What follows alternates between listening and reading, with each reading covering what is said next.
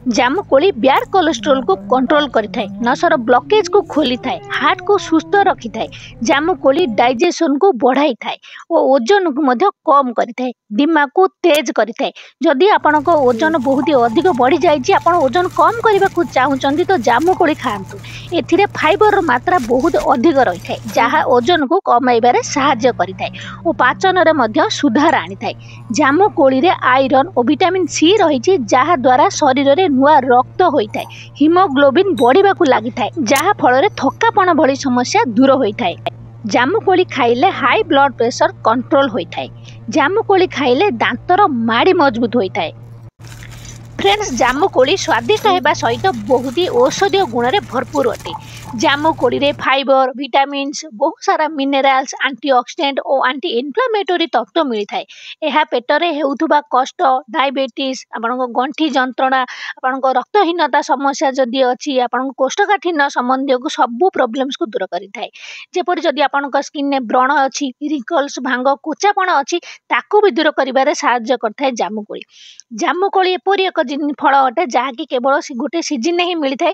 तेणुक यह बहुत ही गुणकारी, आपको आप निहाती खाइबा दरकार और पिला मानक भी खुआइबा दरकार।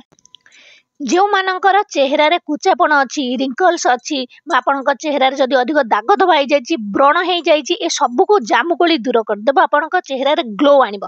सेथिपाई आपण जामुकोली सेवन निहाती करंतु। रक्त कारण ये सब प्रॉब्लम्स रक्त खराब पाई होइथाय। जदि आपण जामुकोली खाइबे, ताहा रक्त को सफा करने सहित ब्लड सर्कुलेशन मध्य बढ़ाई थाए। यह छड़ा जो मानकु रक्तहीनता, एनीमिया समस्या रही, बहुत लोक एपरि अछंती जो मानकु जना भी न थाए कि सेमानकु एनीमिया समस्या रही बोली। जदि आपनक शरीर रे कमजोरी लागुची, थकापण लागुची, सकाळु सोइकि उठिला परे भी आपनक शरीर रे कष्ट हेउची, जंत्रणा हेउची, आपनक चेहरा रे जदि हळदियापण देखा जाउची, तो एहा माने शरीर रे रक्तहीनता रही।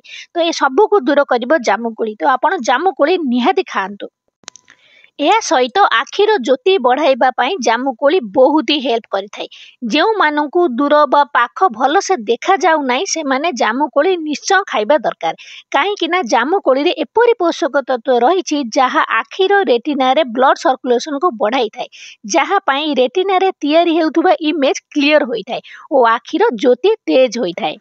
आहुरी जामुकोली केश संबंधी सब समस्या को दूर करिथाए। केश समय पाचि जाउची, केश धड़ा हो जाउची, केश अधिक झड़ुची, केश लंबा हेउनी, ए सब समस्या को दूर करिबो जामुकोली। तो आपण जामुकोली सेवन निहाती करंतु, जहाँकि केश को आपनकर हेल्दी बनइबो। जामुकोली रस को सबले सकाळु खाई सारिबा परे पीबे, केबे खाइबा पूर्व खाली पेटर पीबेनी, ता आपनको खराब माने करिबो आपनक देह स्वास्थ्य पई। तेणु कर जामुकोली जेतेबेले भी खाइबे, जामुकोली जूस जेतेबेले भी पीबे, खाइबा परे आपण एहाको पीबे। आ तापर देखिबे आपनक चुटी बढ़िया हो, आखि बढ़िया हो, हेल्थ पई भी बढ़िया। आ जो मन को डायबिटीज अच्छी, ताकू भी दूर करिबो जामुकोली।